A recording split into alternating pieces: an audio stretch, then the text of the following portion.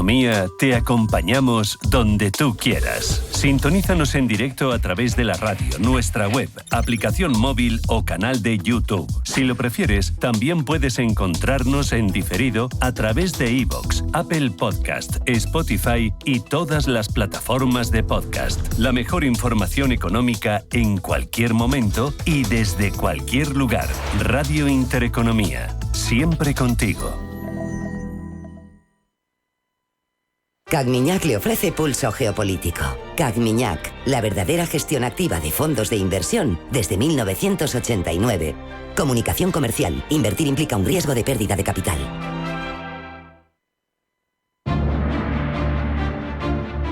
En Radio Intereconomía, Pulso Geopolítico. Análisis sobre los nuevos desafíos mundiales. Presenta Rafa Jiménez.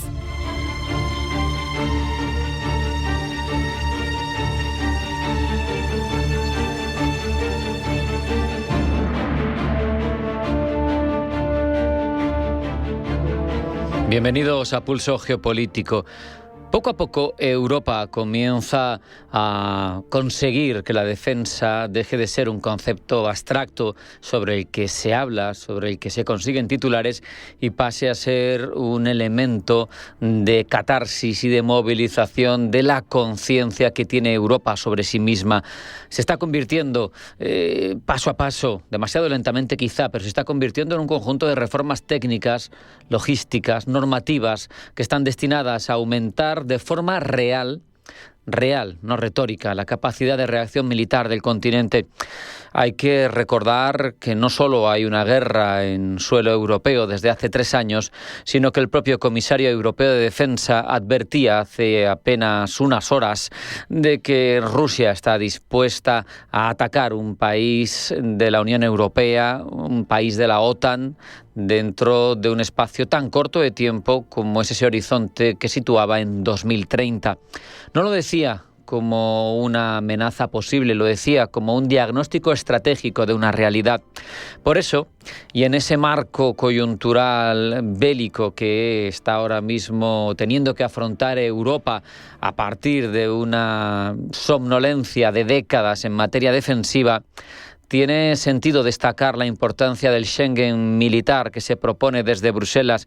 Quizá es una de las medidas más prácticas, menos merecedora de titulares, quizá menos llamativa, pero más efectiva de las que se han tomado hasta la fecha para fortalecer la capacidad de defensa europea. Y es que si Rusia atacara algún país de la Unión Europea, la capacidad de movilizar tropas de los socios para ayudar al que se encuentra en apuros sería verdaderamente un reto colosal, complicado ahora mismo, sometido a procesos burocráticos, asimétricos, irregulares, en algunos casos hasta inviables. Se trata de obligar a los Estados miembros a que respondan en un máximo de 3 días en el caso de una situación de paz, en una situación de necesidad de traslado de tropas, pero cuando no hay una guerra de por medio, y en apenas 6 horas en caso de una emergencia real. La lógica es obvia, no se puede defender un continente ni ser solidario con tu socio si no eres capaz de movilizar tus unidades militares hasta donde está sucediendo el ataque. La creación de corredores prioritarios, la modernización de las infraestructuras críticas, la puesta en marcha incluso de un fondo de movilidad militar, todo ello además acompañado de un catálogo de activos logísticos de doble uso, tanto civil como militar, que permitirán movilizar recursos privados en momentos y escenarios de crisis, parece que es un paso ineludible a la hora de articular una defensa que sea realmente operativa cuando tenemos un agresor a las puertas de Europa que nadie sabe cuál va a ser su próximo paso, pero que sí que se intuye. La geografía tiene que dejar de ser un espacio estático, tiene que ser una variable operativa, tiene que haber carreteras, túneles, puertos, líneas ferroviarias, todas preparadas para que ese traslado de tropas sea efectiva, traslado de tropas, de material militar, vehículos blindados. De esto habitualmente no se habla en los informativos, no es llamativo como los cientos de miles de millones que se arbitran para invertir en defensa, pero esto marca la diferencia entre una respuesta rápida, verdaderamente disuasoria, y una lenta que al final no sirve para nada más que para justificar. Es evidente también que todo cuesta, no solo esfuerzo y entendimiento, no solo romper burocracias, que son resistencias verdaderamente sólidas en el caso europeo. También hace falta dinero, en torno a 100.000 millones, para adaptar unas infraestructuras del continente que no están ahora mismo preparadas para las demandas de un escenario de guerra moderna. Pero el caso es que Europa está aprendiendo a defenderse. Necesita gastar más, pero lo sabemos también gastar mejor. Además, esa iniciativa militar, esa iniciativa de transporte, ese Schengen militar del que hablamos, no se agota en la movilidad.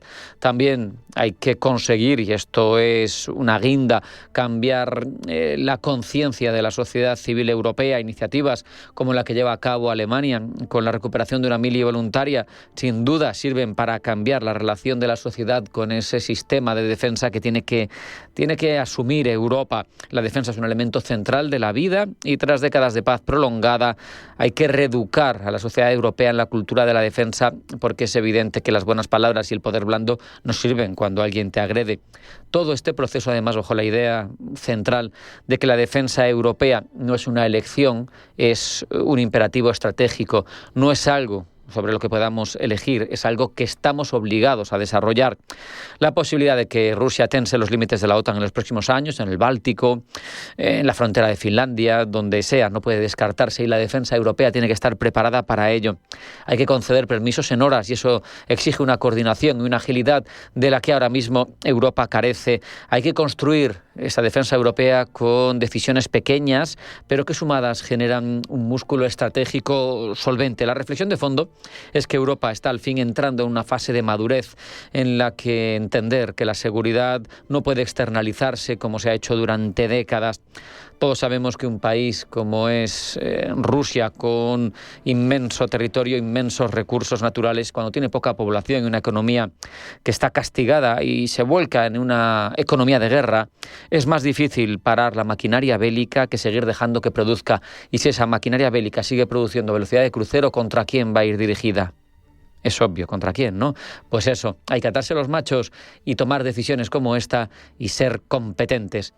Cuando ahora hacemos un alto en el camino, vamos a luego contarles qué es lo que manda en la información geopolítica. Vendrá en forma de titulares, como es habitual, con esos titulares de información de Blanca del Tronco, pero no se marchen porque sigue Pulso Geopolítico, no se vayan.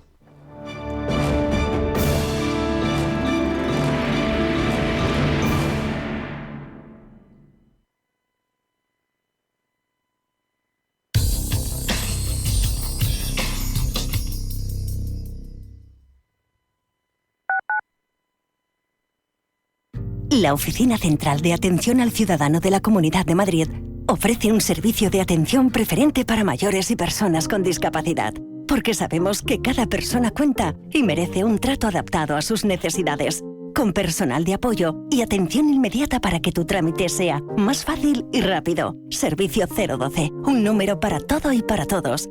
Comunidad de Madrid. ¿Con cuántas personas te cruzas cada día? En nuestro país, 1 de cada 4 vive en riesgo de pobreza o exclusión social. Una realidad que no siempre es visible. La de más de 12 millones de personas que hacen tu mismo trayecto, que se sientan a tu lado. En la Fundación La Caixa, acompañamos a quienes más lo necesitan, para que nadie viaje solo. Entra en quenadieviajesolo.org. Hazlo visible. Fundación La Caixa. Acoger cambia vidas. El acogimiento familiar nos permite acompañar, cuidar y ofrecer un hogar a menores que necesitan una familia durante un tiempo.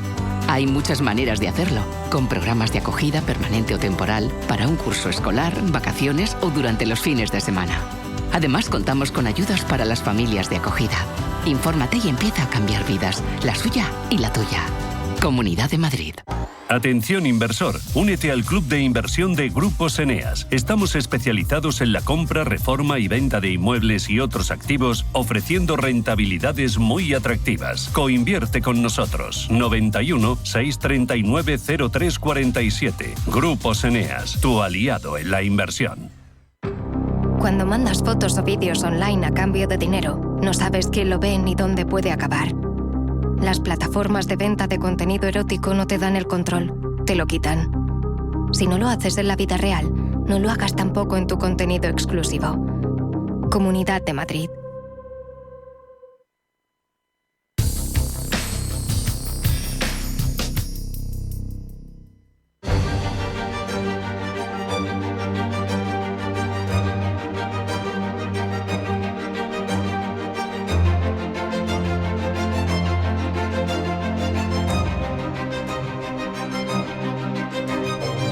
Vamos ya con toda la información relevante del ámbito geopolítico de la jornada. Primero los titulares que elabora Blanca del Tronco. Blanca, bienvenida, buenas tardes. Buenas tardes. Comenzamos con el nuevo ataque nocturno de Rusia contra Ucrania. Al menos 20 personas han muerto y varias infraestructuras energéticas y otras civiles han quedado dañadas en varias regiones de Ucrania tras un ataque ruso esta pasada madrugada con 470 drones y 48 misiles. Los datos los ha dado Zelensky, que este miércoles se reúne en Estambul con el presidente turco Recep Tayyip Erdogan con el objetivo de reactivar las negociaciones estancadas con Rusia. La tregua en Gaza se mantiene, pero sin avances. El alto el fuego en el enclave palestino se mantiene, aunque sin avanzar y con muertos diarios a manos de las tropas israelíes, a la espera de que Hamás localice y entregue los últimos cadáveres de rehenes a Israel tras la aprobación en el Consejo de Seguridad de Naciones Unidas de una resolución avalando el plan de paz. Mientras, en Israel, la Comisión de Seguridad de la Knesset discute el proyecto de ley que busca imponer la pena de muerte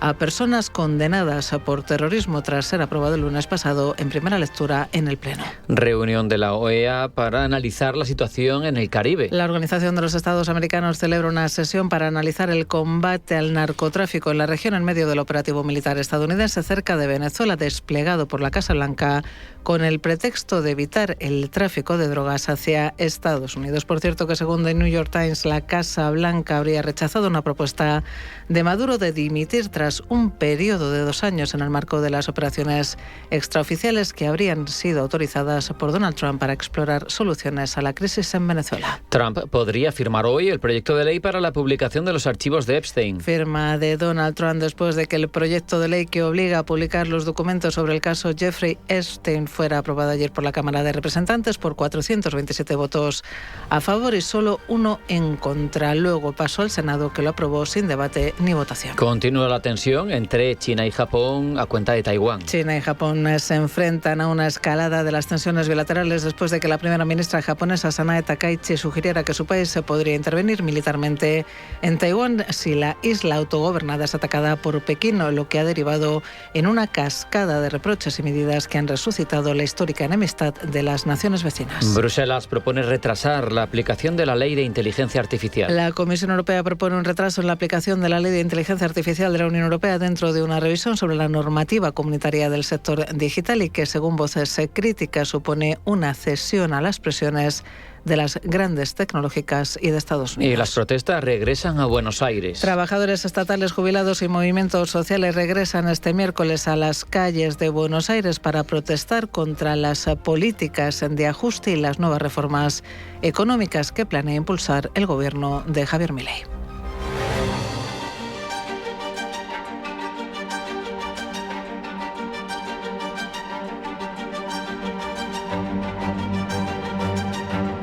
En Radio Intereconomía, Pulso Geopolítico.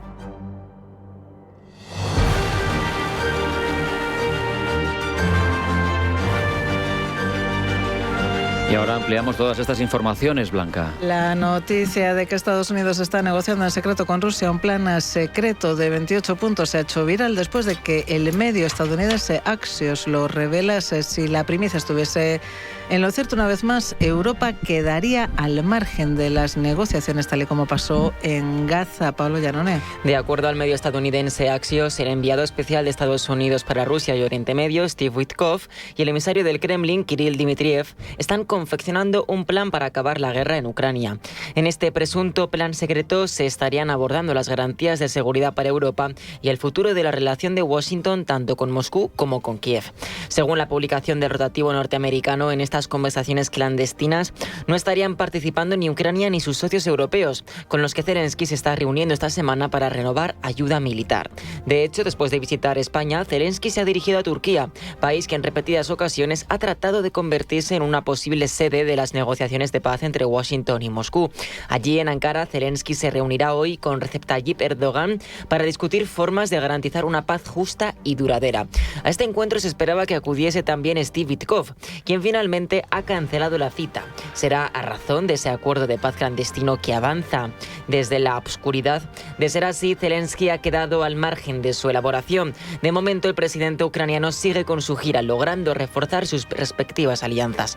Ayer ayer aterrizó en la capital española para reunirse con Sánchez, quien anunció la movilización de 817 millones de euros para reforzar la defensa de Ucrania y acelerar su reconstrucción.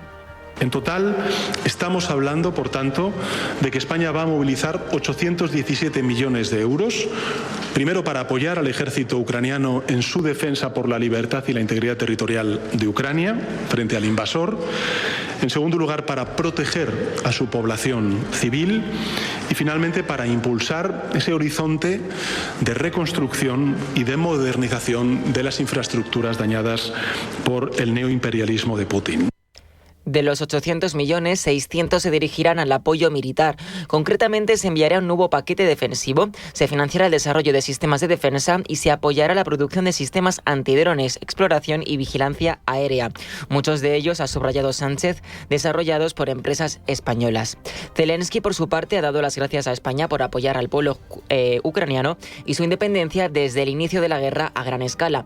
También se ha mostrado agradecido por los apoyos renovados de Grecia y de Francia, países a los que también ha acudido para reforzar el apoyo energético y militar. Y cada vez son más los rumores que hablan de un plan secreto entre Estados Unidos y Venezuela para que Maduro se vaya con garantías concretas. Las últimas informaciones apuntan a una propuesta de Maduro que Donald Trump, que la Casa Blanca habría rechazado. Gemma González. El presidente venezolano acorralado habría propuesto a la Casa Blanca, según The New York Times, renunciar después de un periodo de 2 años como parte de un plan de transición para asegurar una salida ordenada del poder. Según este diario estadounidense, durante esas negociaciones informales, Maduro habría ofrecido además que compañías energéticas estadounidenses tuvieran acceso a la riqueza petrolera de Venezuela.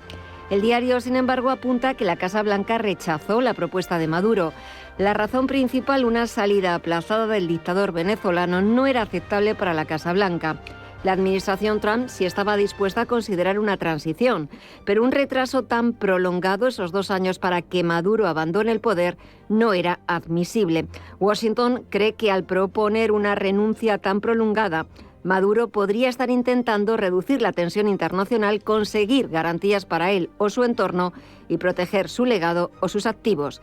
En paralelo a estas conversaciones, Trump sí habría dado su visto bueno a planes de la CIA para realizar operaciones encubiertas en Venezuela con un objetivo claro: preparar un campo de batalla para acciones futuras. Estas operaciones podrían incluir acciones cibernéticas, psicológicas o informativas, más que un despliegue masivo de tropas de combate, aunque sobre el terreno Estados Unidos ya ha lanzado su operación Lanza del Sur con importantes recursos navales en el Caribe. Pero, ¿qué opinan los expertos de estas posibles conversaciones secretas? Algunos analistas, como los del Chatham House, creen que estos contactos podrían ser más una forma de psicología política por parte de Estados Unidos para generar inseguridad dentro del régimen chavista, más que una negociación real para que Maduro deje el poder.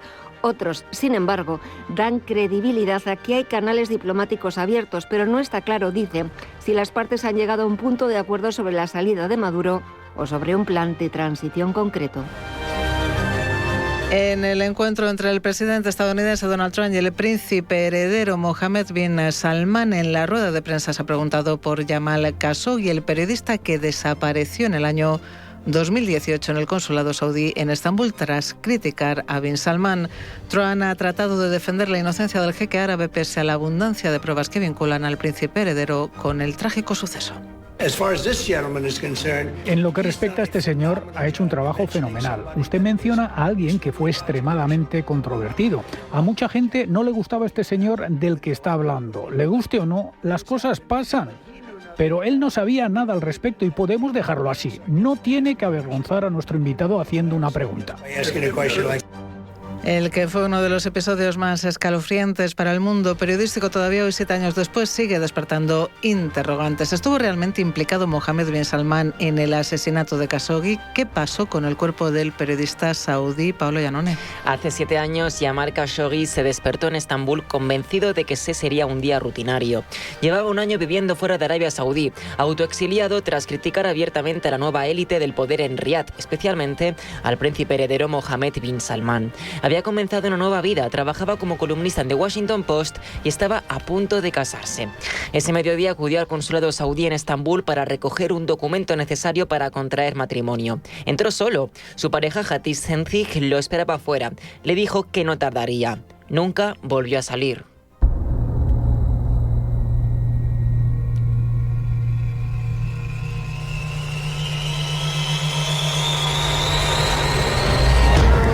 Horas antes había aterrizado en Estambul un equipo de 15 agentes saudíes. Entre ellos había miembros de la Guardia Real, agentes de inteligencia, personal militar y un médico forense de alto rango. Minutos después de que Khashoggi cruzara la puerta, fue conducido a una sala del consulado. Allí empezaron los intentos de convencerlo para que regresase a Arabia Saudí. La conversación se tensó. Él se negó, pidió ayuda y se produjo un forcejeo. A partir de aquí, las versiones divergen, pero todas coinciden en lo esencial. Khashoggi fue reducido y murió dentro del consulado.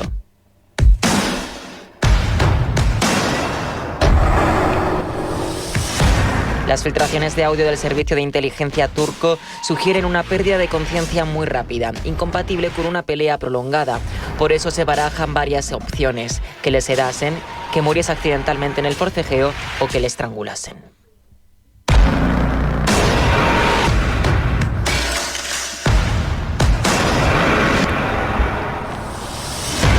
La desaparición del cadáver de Khashoggi es uno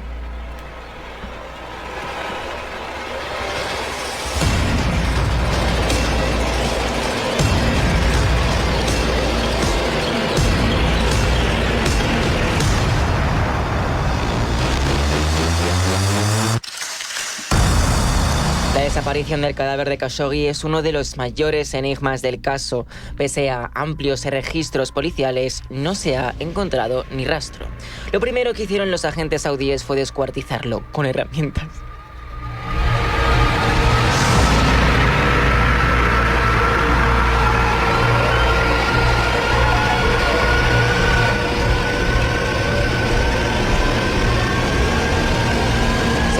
La operación duró unos 30-40 minutos. Después se barajan diferentes hipótesis. La primera, que sacaron sus restos en bolsas y en maletas y lo llevaron a la residencia del cónsul. Otra investigación apunta a un posible horno de alta temperatura en la casa del cónsul, en el que supuestamente estuvo reforzado y preparado para eliminar los restos orgánicos de Jamal Khashoggi.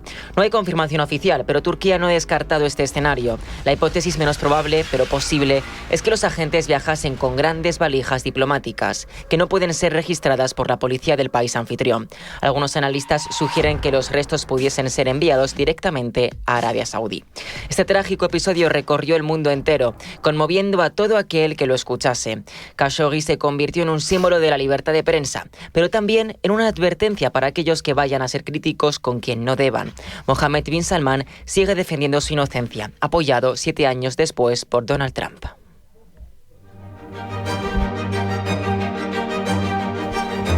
Y Sánchez citará a responsables de Meta a comparecer en el Congreso para que identifiquen responsabilidades ante la vulneración de la privacidad de usuarios por haber rastreado sin permiso la navegación en móviles, algo que ha calificado como un presunto caso de espionaje sistemático y masivo a usuarios.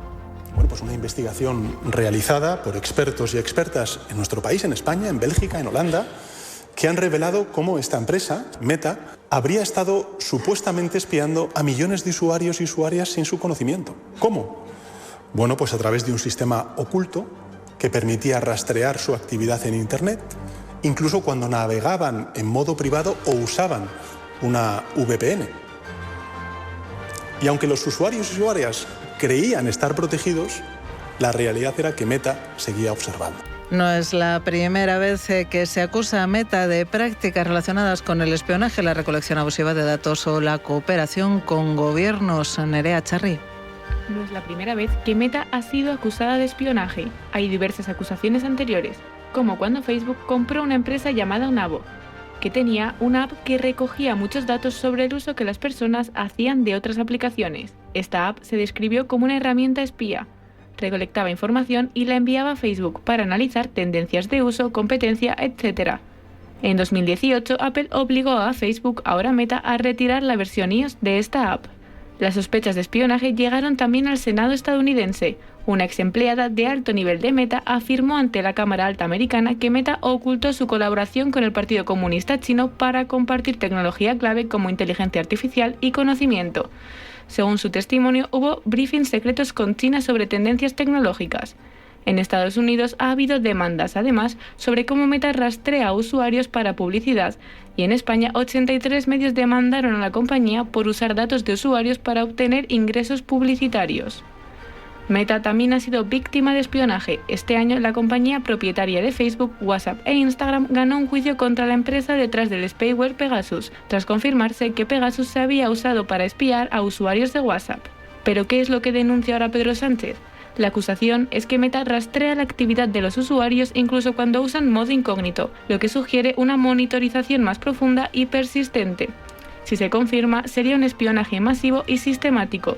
No solo la recolección de datos para publicidad, sino algo más cercano a la vigilancia digital generalizada. Si finalmente se demuestra que ha estado espiando de esa manera, Meta podría enfrentarse a sanciones, regulaciones más estrictas y una pérdida importante de confianza por parte de los usuarios.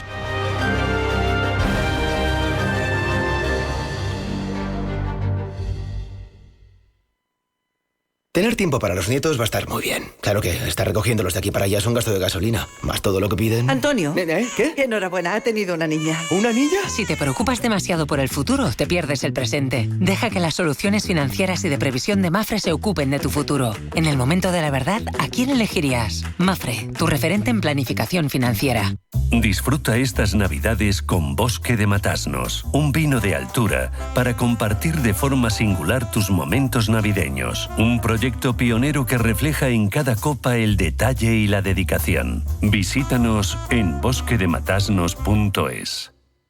En Finaccess Value queremos ayudarte a conseguir tus objetivos financieros. Finaccess Value, gestión de patrimonios centrados en la prudencia y la gestión del riesgo. Un enfoque global y más de 20 años del grupo Finaccess nos avalan. Más información en finaccessvalue.es y en el 91 737 4114. Finaccess Value, agencia de valores, figura inscrita en CNMV con el número 301.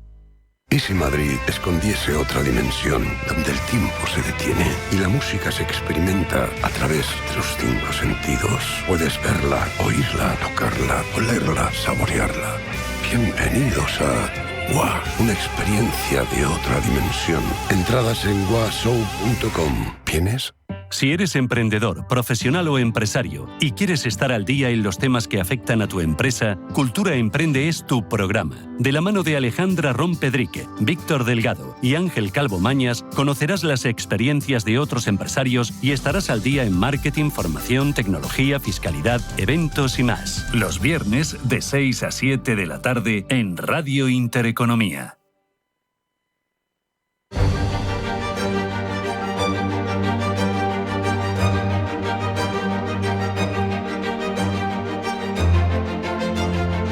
En Radio Intereconomía, Pulso Geopolítico. Sabemos que la China de Xi Jinping apuesta por un multilateralismo distinto al que ha caracterizado el orden mundial hasta ahora, y nos interesa entender la concepción china de las relaciones internacionales, analizando cómo su rol de potencia revisionista busca redefinir normas y estructuras de orden mundial. De paso, ahondamos en el papel de Vietnam, actor fundamental que está en una encrucijada estratégica. Profundizamos en ese desafío con Miguel Jesús Cifuentes González, inmerso en el Máster de Geopolítica y Estudios Estratégicos de la UC3M, analista internacional y autor del documento del Instituto Español de Estudios Estratégicos, El revisionismo chino y la importancia de Vietnam. Miguel, bienvenido, buenas tardes. Buenas tardes, es un placer estar aquí. Miguel, China se presenta al final como una potencia que quiere redefinir el orden internacional, pero es una potencia revisionista. ¿Qué elementos clave definen, en tu opinión, su visión de las relaciones internacionales? ¿Cómo se diferencia del modelo tradicional occidental?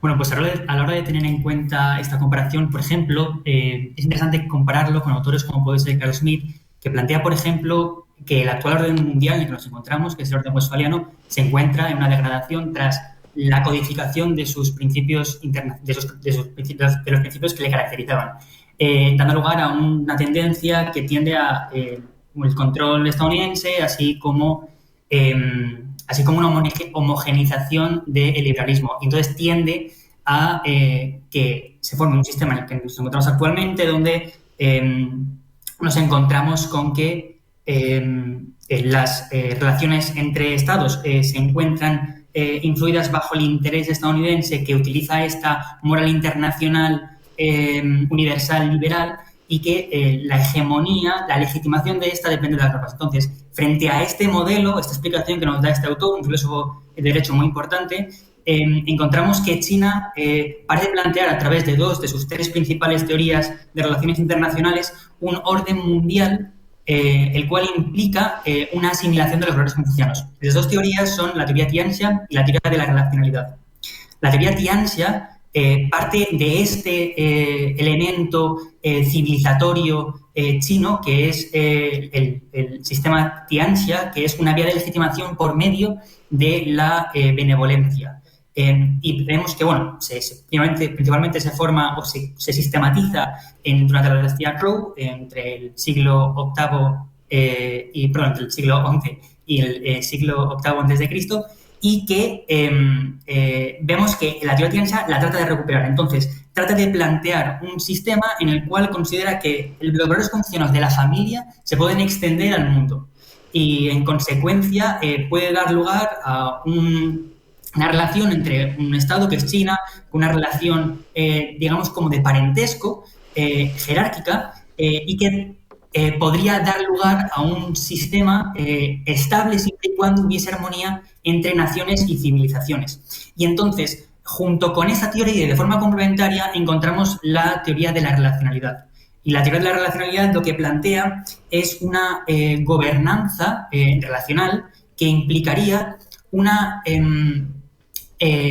gestionar las relaciones entre estados de manera que, de esta manera, este gobernante, que intuimos que es China, ¿no?, podría lograr la estabilidad y el balance de poder, además de una cooperación con unos valores compartidos. Y vemos que efectivamente esta intención de que haya una asunción de estos valores confucianos de forma recíproca, por ejemplo, lo vemos en la Conferencia de Diálogo de Civilizaciones Asiáticas del año 2019.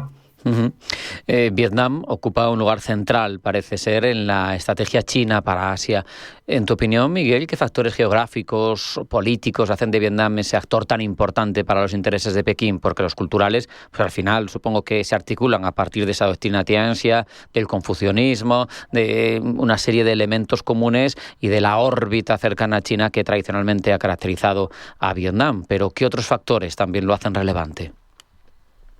Sí, pues estos factores principalmente surgen de el hecho de que China, a partir de desarrollar un capitalismo de Estado y de intentar y de efectivamente proyectarse hacia esa posibilidad de poder marítimo en el Océano Pacífico, tuviese la decisión de posicionarse en orden global a través del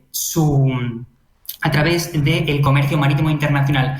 Entonces, ¿qué ocurre? Que se proyecta como mencionabas tú, en esta área de influencia, que es el sudeste asiático, donde se encuentra el mar de China Meridional y por donde cruza su ruta marítima principal, atravesando el estrecho de Malaca. Y entonces encontramos que precisamente Vietnam se encuentra en ese lugar idóneo para cruzar este comercio marítimo, evitando las aguas de Spratly. Y además encontramos que en esta relación que tiene China con la ASEAN, que empieza a ser realmente vivaz a partir de los años 2000, vemos que además Vietnam destaca. Es el que tiene la relación más sostenida, más enfatizada, y entonces, de esta manera, vemos que hay un interés muy, muy importante en Vietnam. Y entonces, desde este aspecto más económico, que por ejemplo da lugar a una situación estratégica integral entre China y Vietnam en el año 2008, vemos que se desarrolla la contraparte, ¿no? Digamos que a través de tener esta proyección económica global marítima, China trata de emplear una estrategia mahaniana que implica desarrollar sus capacidades militares. Y entonces, para proteger estos buques y estas rutas de las amenazas como son el terrorismo, como son las posibles intercepciones de enemigos durante una guerra, como son la piratería, y entonces encontramos que China tiene esta intención de encontrar, de reclamar recursos a través de esta idea que es la línea de 9 puntos definida en el Mar de China Meridional en el año 1946 y que choca directamente con estos derechos exclusivos vietnamitas en este mar, además de chocar con una disputa que existen en las islas Spratly y islas Paracel. Entonces, digamos que este es el aspecto geográfico del conflicto, de este interés chino. Al final, Miguel, también le sucede a Vietnam que no puede sustraerse a que hay una rivalidad en esa zona entre China y Estados Unidos que no sé cómo gestiona Hanoi, porque supongo que Estados Unidos, teniendo en cuenta que también le interesa contener la expansión china por toda la zona, que es la clave ahora mismo, el foco más relevante del mundo, pues tiene también su elemento de presión, ¿no?, sobre el gobierno de Hanoi. Sí, efectivamente, hemos visto, como he mencionado ahora mismo, este intento de relación China con Vietnam, pero al mismo tiempo Estados Unidos, ante el aumento de la tensión con Taiwán y ante el auge global chino, trata de contenerlo, y entonces Vietnam, por esas características geográficas que hemos mencionado, es muy importante.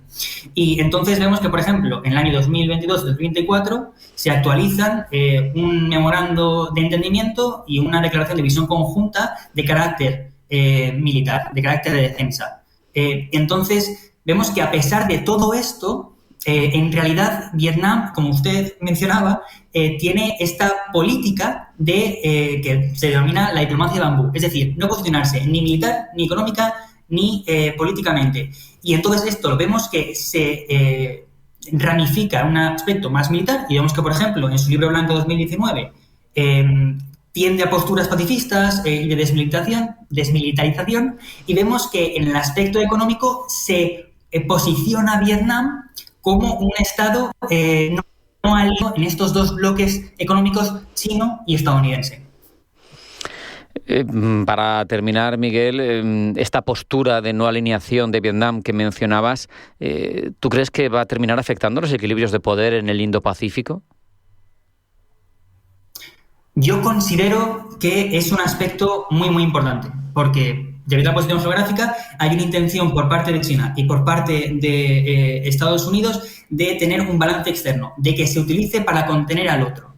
Entonces, es esencial, y vemos que, por ejemplo, actualmente está como uno de los elementos más importantes en estas intenciones de Donald Trump, a través de estos aranceles no recíprocos, de conseguir que los diferentes estados se posicionen a su favor. Entonces, vemos que efectivamente va a ser muy importante. Y vemos que, por ejemplo, estas presiones económicas, efectivamente, lo que están produciendo es la posibilidad de que Vietnam se desplace hacia el lado chino, enfatizando esta posibilidad de diplomacia y de este poder blando chino, y que la creación de este bloque confuciano que podemos considerar. Y entonces, efectivamente, a pesar de que actualmente sí que se esté produciendo, por ejemplo, en el término de los aranceles, una progresión en las negociaciones y posiblemente un acuerdo, las tensiones siguen ahí. Y en consecuencia, el hecho de que, por ejemplo, un acuerdo pueda ser y sea efectivamente muy desigual, generará más tensiones en Vietnam. Posiblemente para tenderle finalmente a esta posición más china. Claves de dónde se dirime ahora mismo el futuro del orden mundial, que entendemos mejor gracias a Miguel Jesús Cifuentes, autor del documento del Instituto Español de Estudios Estratégicos, Revisionismo Chino e Importancia de Vietnam. Muchas gracias, hasta la próxima. Muchas gracias. Hasta la próxima.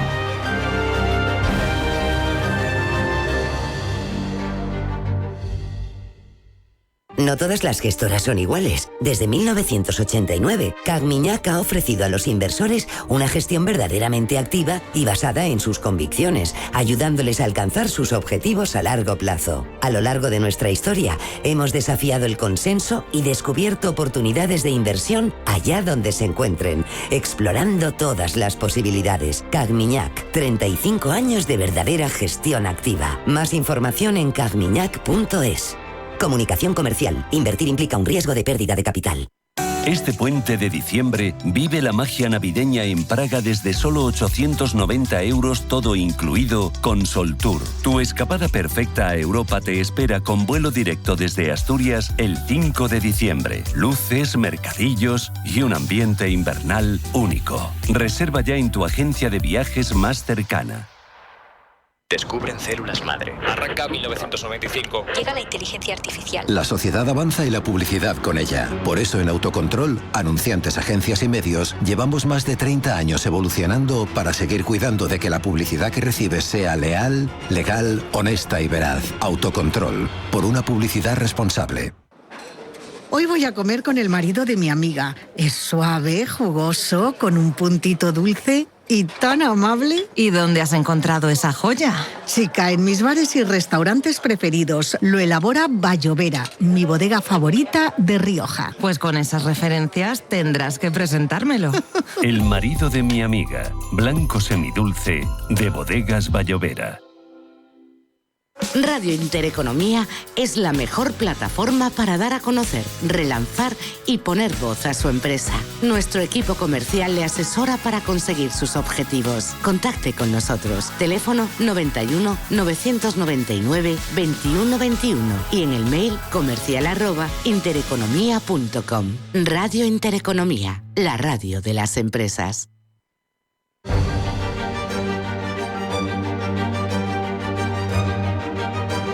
En Radio Intereconomía, Pulso Geopolítico. Presenta Rafa Jiménez.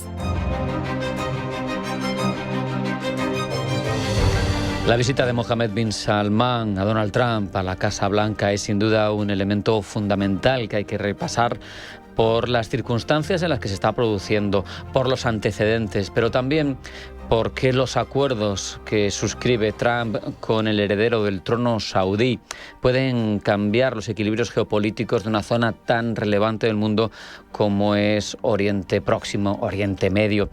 Hay que desentrañar algunas de las cuestiones de las que se ha hablado estos días en Washington y nadie mejor para hacerlo que Jesús Gil Fuensanta, profesor del Máster en Seguridad Internacional de la Universidad Internacional de La Rioja y además secretario general de la Asociación Española de Orientalistas. Jesús, bienvenido un día más. Gracias por estar con nosotros. Buenos días, Rafa. ¿Qué significado tiene para ti, en este momento internacional, una visita de Mohammed bin Salman al corazón de Estados Unidos con una recepción tan tremendamente amistosa? Sí, es muy importante esta visita, que aunque no es una visita de Estado, tiene mucha más enjundia que una habitual visita de Estado. ¿Por qué? Hay mucho pozo cerebral por parte de ambas partes, tanto los saudíes como los estadounidenses. No es ninguna perogrullada que lo hayan hecho y en este momento. Por varias razones. Primero, Arabia Saudí es uno de los poderes que aspira a ser el centro de Oriente Medio, en contraposición a Irán, en contraposición a Turquía, Qatar. Ya hemos hablado algunas veces de esta cuestión.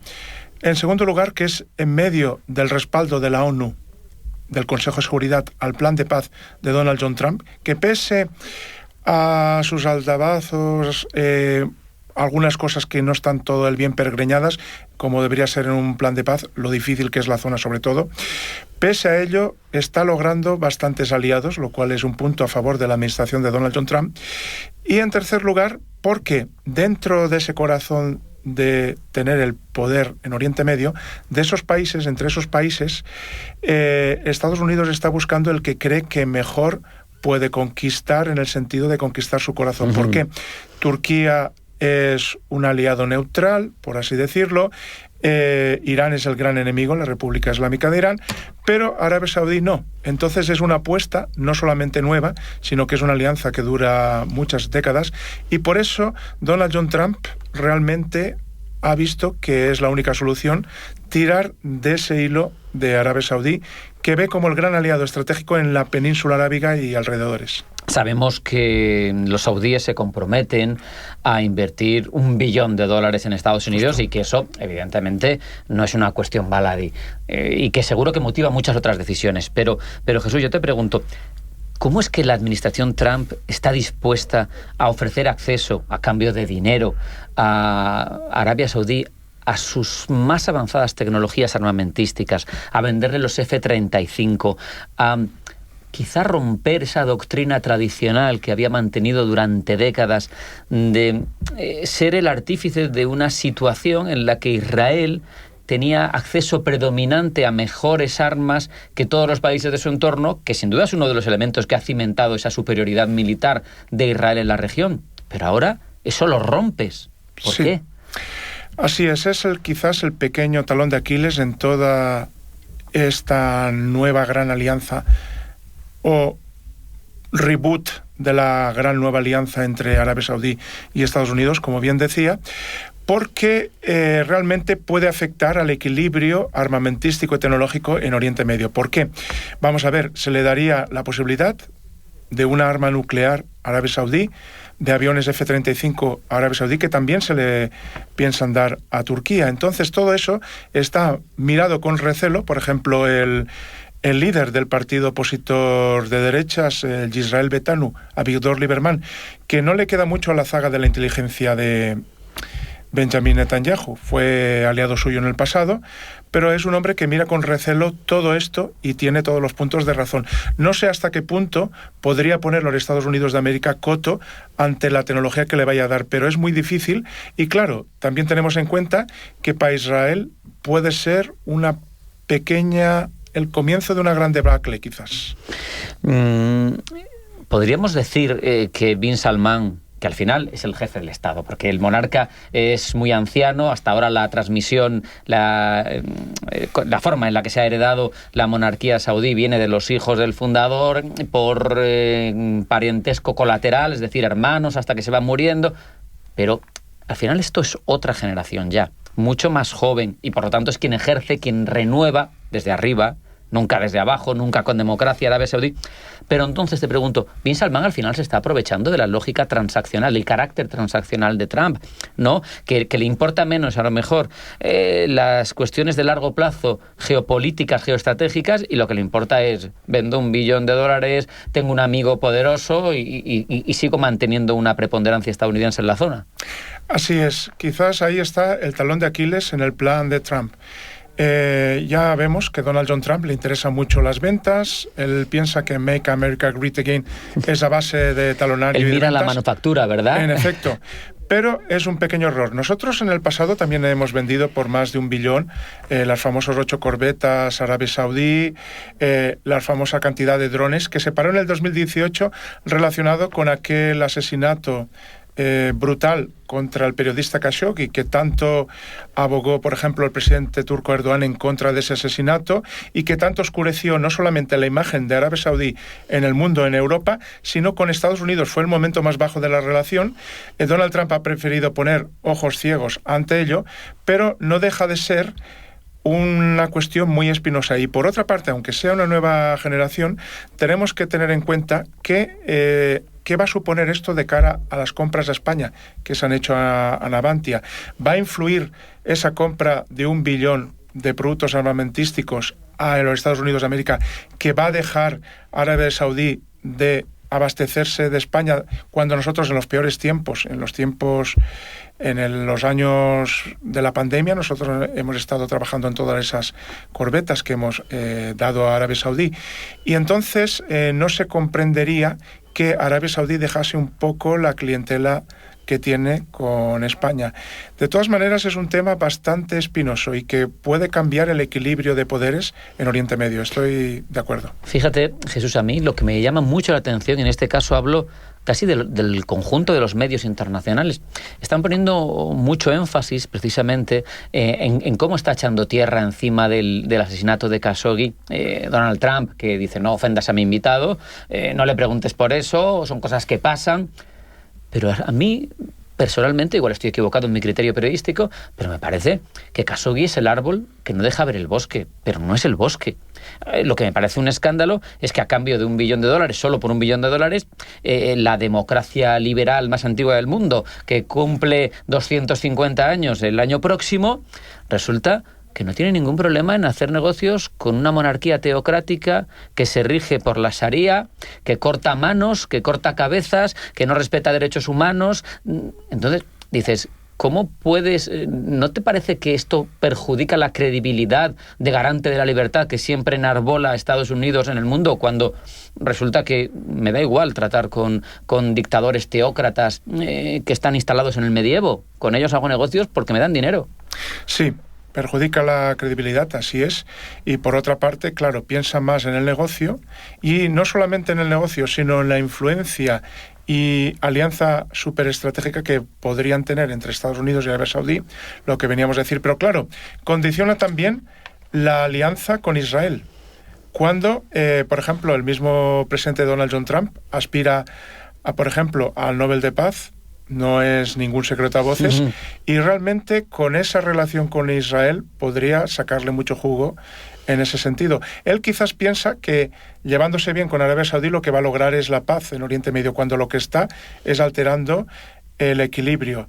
Y realmente Israel, claro, está mirando con un reojo, pero con un reojo bastante acusado y negativo, todo este asunto de la alianza con Arabia Saudí. No nos engañemos que Arabia Saudí ha solicitado que Israel debería favorecer la creación de un Estado palestino para que ellos pudiesen reconocer oficialmente el Estado de Israel, algo que se quedó entre borrajas. Cuando estuvo a punto de suscribir, que estaban, se decía, en la antesala de ir a firmar los acuerdos de Abraham, primero era el establecimiento de relaciones diplomáticas, luego hubiera sido la firma de los acuerdos y al final el reconocimiento del Estado, ¿no? Eso se quedó, lo que tú decías, al final en un proyecto nada más, que se vio frustrado por los ataques del 7 de octubre del 23.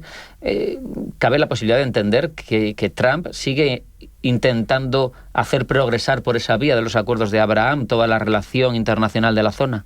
Sí, yo creo que cabe esa posibilidad, que lo tienen bastante en mente la administración del 47 presidente, Donald John Trump, y que piensa que Abraham lo puede fortalecer, lo puede reflotar con todos estos acuerdos, pero realmente deberían apuntar en otra dirección. Por ejemplo, el caso de lo que está sucediendo con el Tribunal Internacional Penal de La Haya, el caso de que Israel quiere que se recuse al juez Karim, toda la cuestión de que se le atribuyen crímenes de lesa humanidad tanto a Benjamín Netanyahu como su antiguo ministro de Defensa. Quizás ahí podría jugar Estados Unidos un mejor papel, pero no presionando para que no juzguen a Netanyahu, sino quizás darle un volantazo y decir, muy bien, señores, yo me presento, Benjamín Netanyahu, pero ojo, también deben ser juzgados los criminales de Hamas que contribuyeron a los crímenes del 7 de octubre. Ahí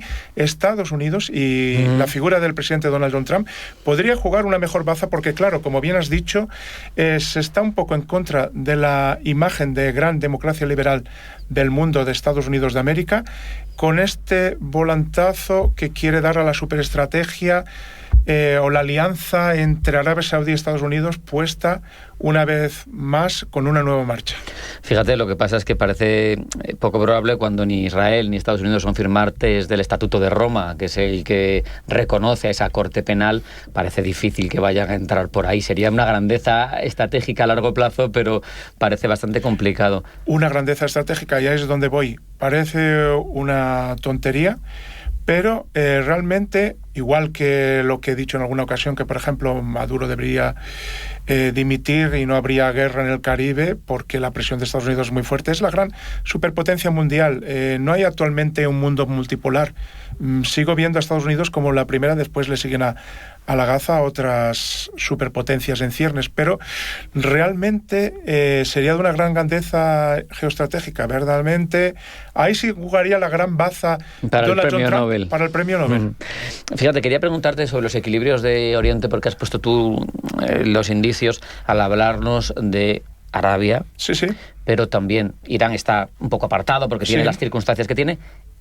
Y del imperio neo-otomano, si lo queremos decir así, porque al final está reforzando a ambos. Esto no sé si es alimentar un choque de trenes. ¿Quién crees tú que va a ser preponderante? No desde el punto de vista de la zona solo, o sea, quiero decir, excluyendo a Israel, porque Israel va a intentar siempre, lógicamente, mantenerse ahí, porque todos los demás lo quieren destruir. Pero entre las fuerzas islámicas potentes, ¿cuál crees tú que va a ser la que puede encabezar la geopolítica regional? ¿Más Arabia Saudí o más la Turquía de Erdogan?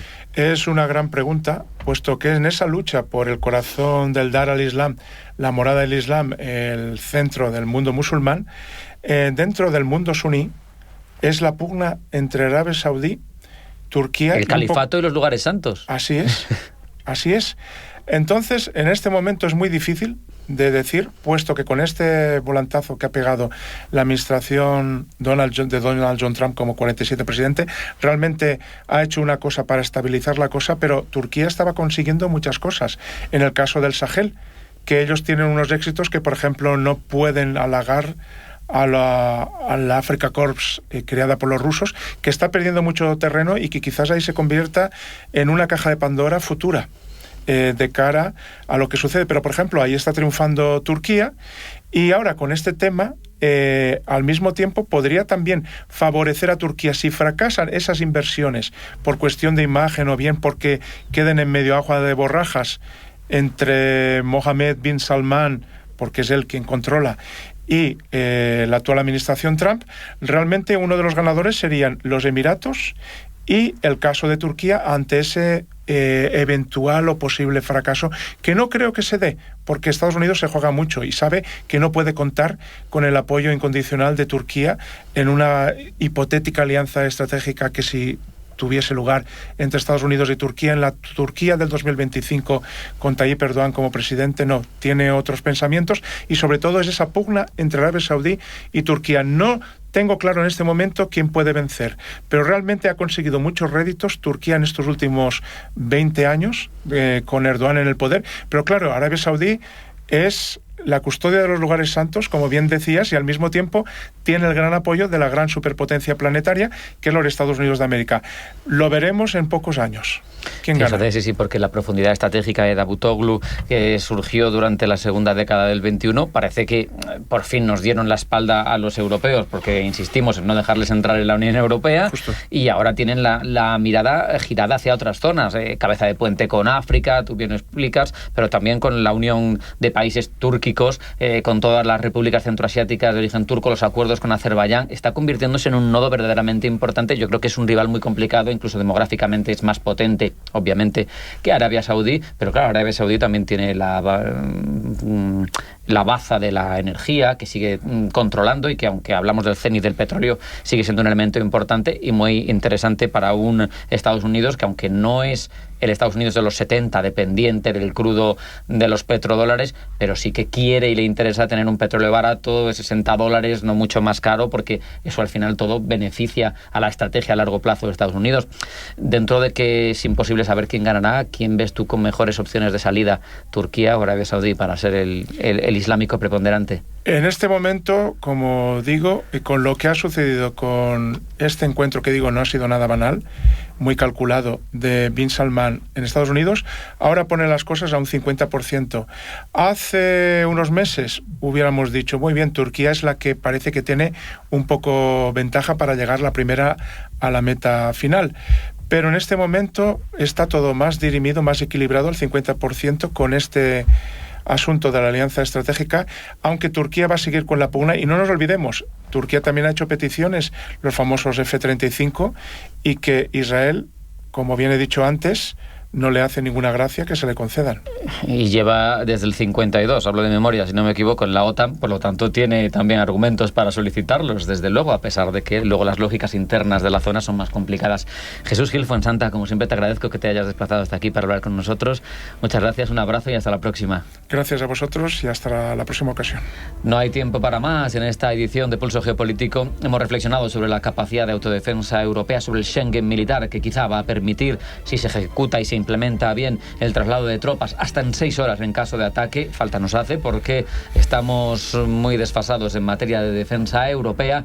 Y luego hemos ahondado, por un lado, en el revisionismo internacional de China y su relación con Vietnam para dominar en el sureste asiático, y repasado la relevancia de la visita de Mohammed bin Salman a Estados Unidos. Esto ha sido todo. Sean felices, pasen buena tarde. Esto es Pulso Geopolítico. Hasta mañana.